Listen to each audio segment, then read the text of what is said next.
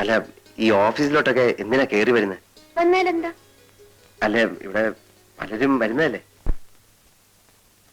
ഏതായാലും വന്നതിലേക്ക് ഇരിക്കും. ഇരിക്കുന്നേ.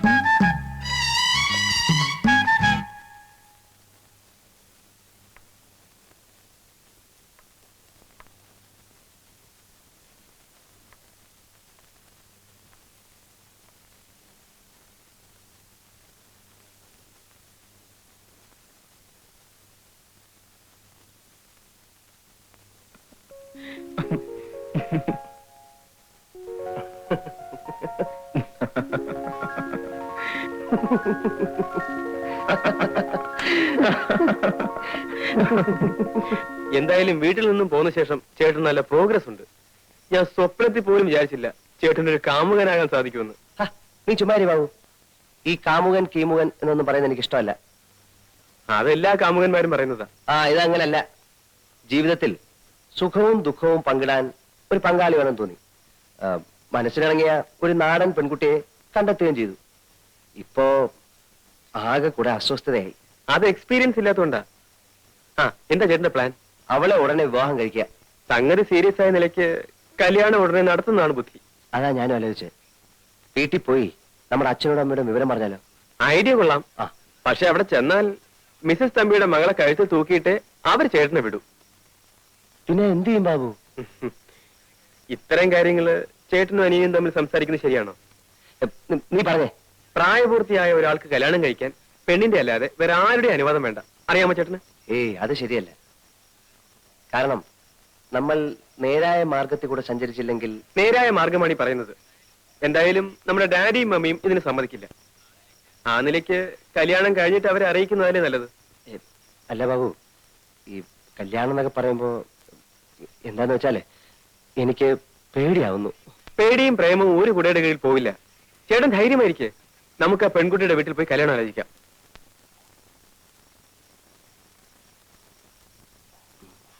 മമ്മിയുടെ ചെവിയിൽ ഈ വിവരം എത്തുന്നതിന് മുമ്പ് കല്യാണം നടത്തണം. അല്ലെങ്കിൽ എന്താ ഉണ്ടാവുന്നറിയോ? അവിടെ മറ്റേ പ്രശ്നം ചൂടുപിടിച്ചിരിക്കുക. ഇപ്പം രാധയുടെ വീട്ടിലേക്ക് ആര് പോവും ആലോചിക്കാൻ? അതിനൊക്കെ ഞാൻ മതി ചേട്ടാ. ഒരു കാരണവരെ കൂടി സംഘടിപ്പിച്ചാൽ പരിപാടി ഉഗ്രനായി. അല്ല, കാരണവരെയൊക്കെ സംഘടിപ്പിക്കാം.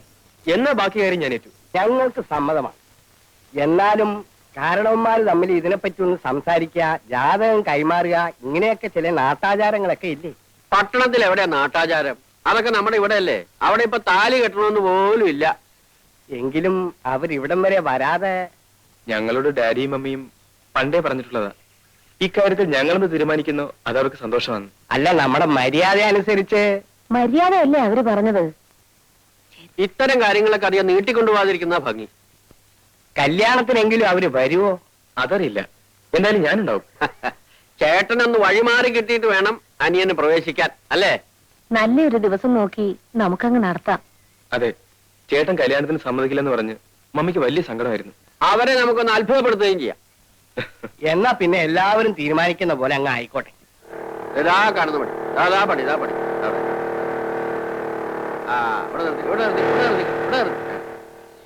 ശരി, മോൻ പൊക്കോ. ഇവിടം വരെ വന്നിട്ട് അമ്മാവന്റെ വീട്ടിൽ കയറാതെ പോകുന്നത് ശരിയാണോ? ഒരു തെറ്റുമില്ല, തിരക്ക് കാണും. മോൻ പൊക്കോ. എനിക്ക് ഒരു തിരക്കുമില്ല. അമ്മാവൻ വരും. എന്താ വാതിലേക്ക് അടച്ചിട്ടിരിക്കുന്നത്? ഇവിടെ ആരുമില്ലേ? ഉണ്ടല്ലോ ഉണ്ടല്ലോ. ഭാരതി, വാല് പറഞ്ഞോളൂ, വാല് പറഞ്ഞോളൂ. ഞാൻ വന്നു. ഹലോ, മകളാണോ? അല്ല, ഭാര്യ. ഓ, ഐ എം സോറി. ഇരിക്കൂ. Thank you.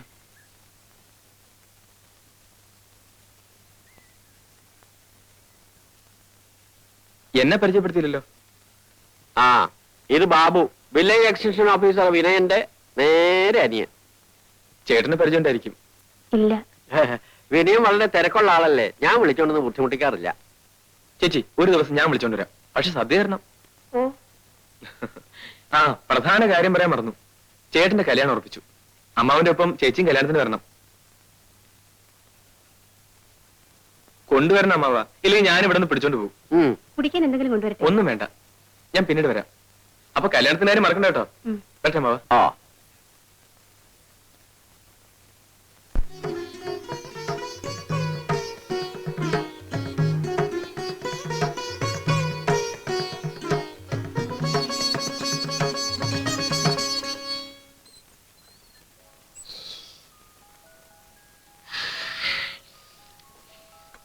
ഈ പാല് ആർ കുടിക്കാനാ? ചേച്ചിക്ക് കുടിക്കാൻ അമ്മ ഒഴിച്ചതായിരിക്കും.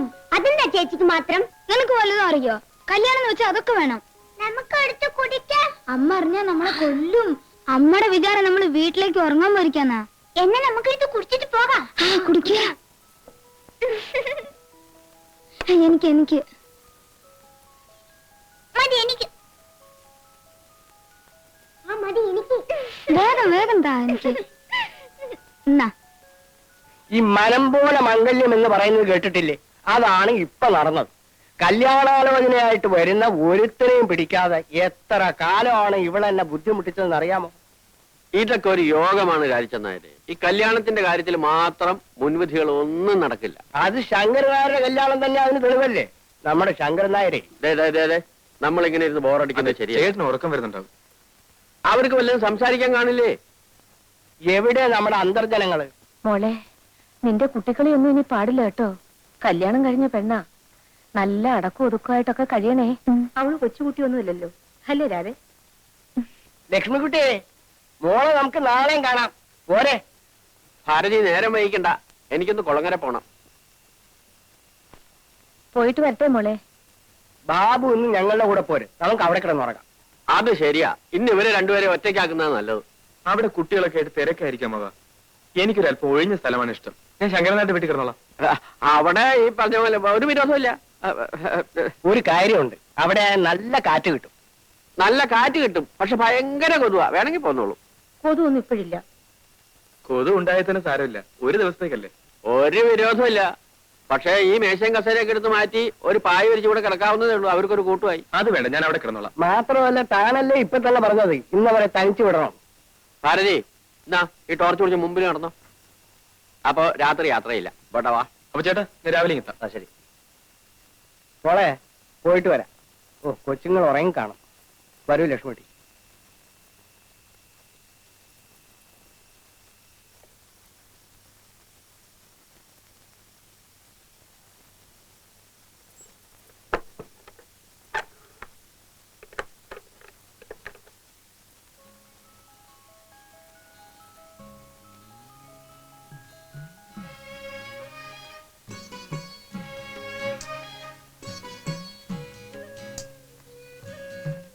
എന്താ അവിടെ തന്നെ നിന്ന് കളഞ്ഞേ? ഏയ്, എന്താ ഇത്? ആദ്യ രാത്രി എന്ന് പറയുമ്പോ ചില ചടങ്ങുകളൊക്കെ ഇല്ലേ? എന്താ? ആദ്യം തന്നെ പാൽ നിറച്ച ഗ്ലാസുമായിട്ട് വേണം ഒരു നവവധു മണിയറിലേക്ക് വരാൻ. പെണ്ണിന്റെ വീട്ടിലാവുമ്പോ അമ്മായിയമ്മ ഇതൊക്കെ ചെയ്യിക്കാറുള്ളത്. ഞാൻ നിർബന്ധിച്ചിട്ടാണല്ലോ ആദ്യ രാത്രി ഇവിടെ ആക്കിയത്. അതുകൊണ്ട് ഞാൻ തന്നെ പാല് കാച്ചി അടുക്കളയിൽ വെച്ചിട്ടുണ്ട്. പോയി എടുത്തുകൊണ്ട് വന്നാൽ മതി.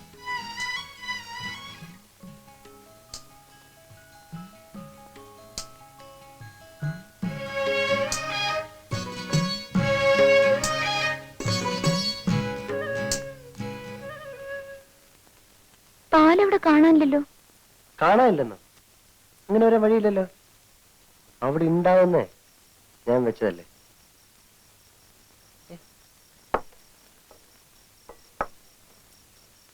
ചിലപ്പോ ആ പിള്ളേരെടുത്ത് അടിച്ചു കാണും.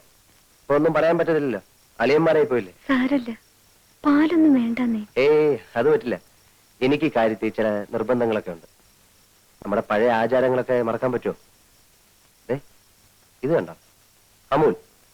തൽക്കാലം ഇത് ഞലിക്കാൻ മതി, നമ്മളല്ലേ അറിയൂ.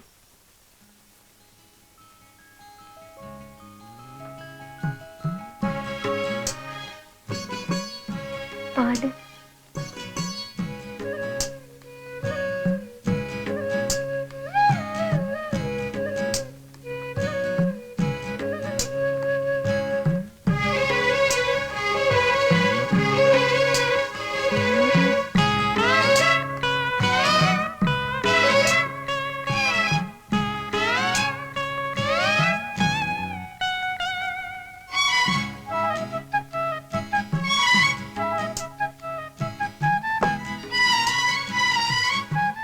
എങ്ങനെയുണ്ട് ഈ അലങ്കാരങ്ങളൊക്കെ? എന്തിനാ ഇത്രയധികം പൂവൊക്കെ വാങ്ങി കിട്ടിയത്? എങ്കിലല്ലേ ആദ്യ രാത്രിക്ക് ഒരു സുഗന്ധം ഉണ്ടാവും. മുല്ലപ്പൂ കുറച്ചുകൂടെ സംഘടിപ്പിക്കണമെന്നുണ്ടായിരുന്നു, കിട്ടിയില്ല. സാരമില്ല.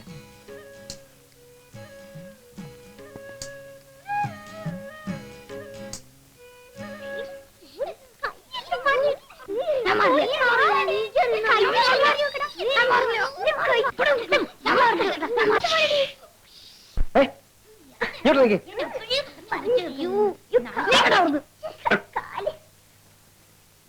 നിങ്ങൾ ആരാ പറഞ്ഞു ഇതിനകത്ത് വന്നിരിക്കാൻ? വിനയ മോനെ, വിനയൻ ഉറങ്ങിയോ? ആ, നമ്മുടെ കുട്ടികൾ ഇങ്ങ് വന്നിട്ടുണ്ടോ? ഉണ്ടല്ലോ. ഞാൻ ഇവിടെ കിടത്തി ഉറക്കിയാലോ എന്ന് ആലോചിക്കായിരുന്നു. വേണ്ട, ഇങ്ങോട്ട് ഇറക്കി വിട്, ഞാൻ ഉറക്കിക്കോളാം. ഇവിടെ പാടാ ഇവിടെ വാ, ഇങ്ങോട്ട് ഇറങ്ങി ഇവിടെ പാടി ഇവിടെ. എടാ ഇവിടെ വരാൻ. ആ ഇന്ന പിടി, വിളക്ക് പിടിക്ക്.